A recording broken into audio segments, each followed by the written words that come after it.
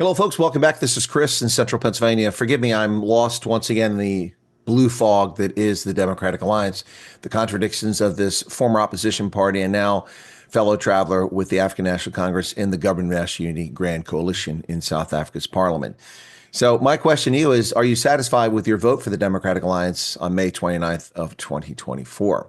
It's a fair question because the contradictory behavior of the Democratic Alliance is quite strange. They claim to have red lines that they drew, hills on which they would die on.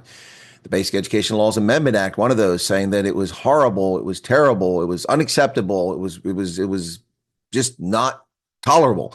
That's what they said in opposition. Well, let's hear what they got to say about it now. In addition to that, they said the same thing about expropriation without compensation. And then they waffled and actually defended expropriation without compensation in an initial press release. And now they backtracked. They're all over the place. And then finally, what do you say about the leader of a political party who says what I'm going to tell you in this video about a person that they claim they want to negotiate with?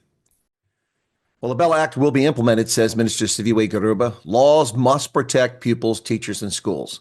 I will not tolerate the politicization of this act in a way that affects our children and distracts them from teaching and learning. Well, Minister Siviwe Garuba, do you mean how your party politicized this particular bill when you were in opposition, but now that you're in government, you're supporting it? I don't think that's what the people who voted for the Democratic Alliance were in favor of, the 3,500,000 or so. Meanwhile, in KwaZulu-Natal, the Democratic Alliance has called for the Inkatha Freedom Party leader's resignation in eThekwini over a water crisis. And what could strain the long-standing relationship between the Democratic Alliance and the Inkatha Freedom Party, the DA in eThekwini has called for the resignation of IFP caucus leader Mdu Nkosi as a political head of water and sanitation.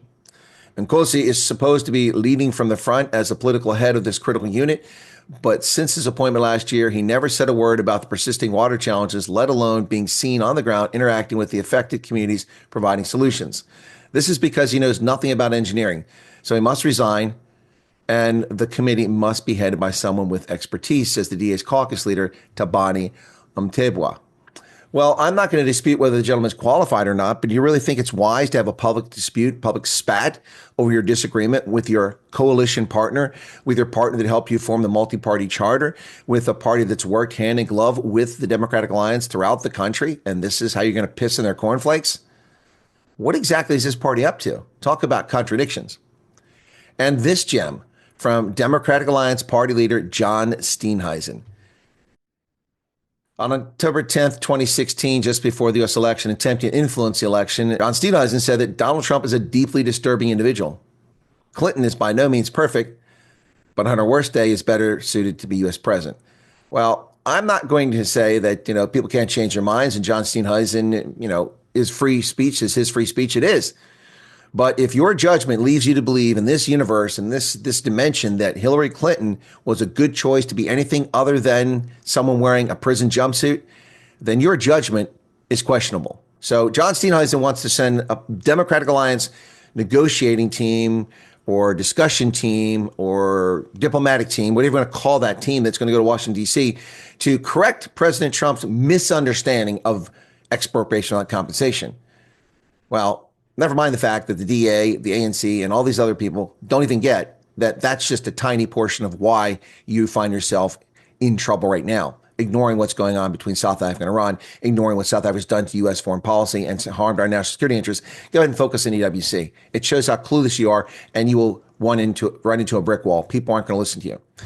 And on top of that, you've got a guy who thinks Hillary Clinton was a better choice than Donald Trump. You think that no one's going to show this tweet, Donald Trump?